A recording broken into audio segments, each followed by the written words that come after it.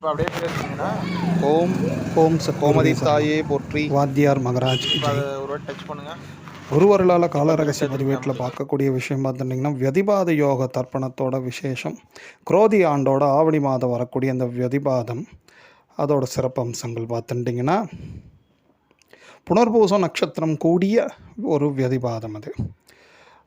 பொதுவாக வாத்தியார் குறிப்பிட்டு சொல்லக்கூடிய ஒரு விஷயம் என்ன பார்த்துட்டிங்கன்னா புனர்பூச நட்சத்திரத்தில் இந்த மாதிரி வியதிபாத தர்ப்பணம் வருது அப்படி பார்த்துட்டிங்கன்னா தர்ப்பணம் கொடுத்துட்டு நம்ம கோமாதா இருக்காங்க இல்லையா, பசுமாடு, அவங்களுக்கு ஒரு வஸ்திரம் சாத்தி அந்த வஸ்திரத்தை அப்படியே தானம் பண்ணிடலாம். அந்த பசுமாடை மேய்க்கிறவங்க பராமரிக்கிறவங்களுக்கு கூட கொடுக்கலாம், வேறு யாருக்கு விருப்பப்பட்டாலும் கொடுக்கலாம். ஆனால் கோமாதாக்கு ஒரு வஸ்திரம் சாத்தி அதை தானம் பண்ணணும் அப்படின்ற ஒரு விஷயம் ஒன்று உண்டு. இது எப்போ பார்த்துட்டிங்கன்னா புனர்பூசம் கூடிய வேலையில் வரக்கூடிய அந்த வியதிபாத யோகத்துக்கு கூடுதல் சிறப்பு உண்டு.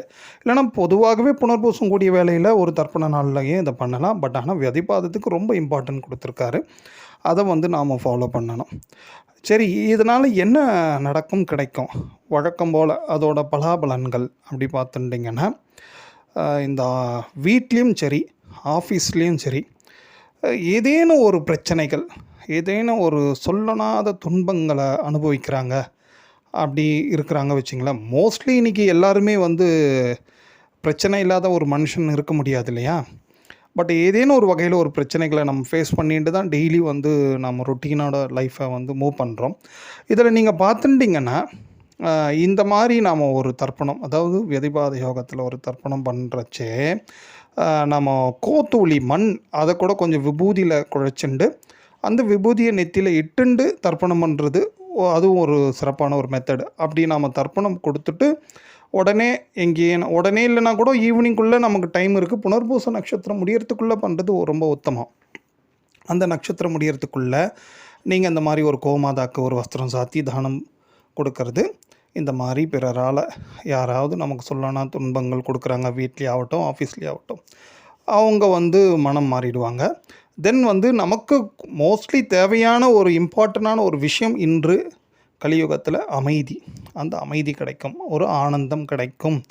இப்பேற்பட்ட ஒரு தர்ப்பணம் அண்டு கோமாதாக்கு செய்யக்கூடிய பூஜை தான தர்மங்களால் அப்படின்ற ஒரு விஷயத்தை குறிப்பிட்டு கொடுத்துருக்குறாரு.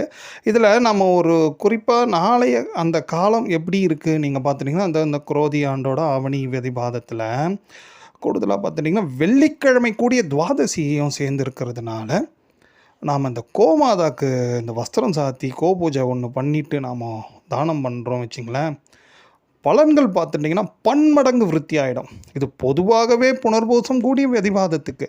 பட் ஆனால் இந்த காலம்சங்கள் இப்போது வரக்கூடிய இந்த ஆவணியோட வியதிபாதம் பார்த்துட்டிங்கன்னா வெள்ளிக்கிழமை துவாதசி இப்படி எல்லாமே சேர்ந்து இருக்கிறது மிகவும் மிகவும் அபூர்வமான ஒரு விஷயம். இதை நாம் முறையாக பயன்படுத்தினோன்னா நிச்சயமாக மனம் அமைதி சாந்தி கிடைக்கும். ப்ளஸ் கூடுதலாக லக்ஷ்மி கடாட்சமும் நிச்சயமாக உண்டு. அதனால் இந்த வியதிபாதத்தை யாருமே நம்ம மிஸ் பண்ணாமல் இப்படி இந்த ப்ரொசீஜராக நீங்கள் பண்ணிட்டீங்கன்னா கோதுளி மண்ணை எடுத்து அதில் விபூதியில் மிக்ஸ் பண்ணி விபூதி இட்டுங்கணும்.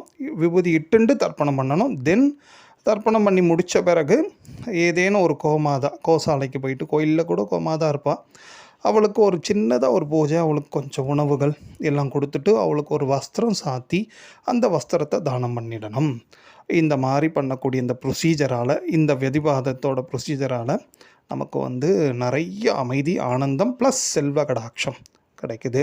ஸோ அதனால் இந்த வியதிபாதத்தை முறையாக பயன்படுத்திக்குவோம் குருவர்களால். ஓம்.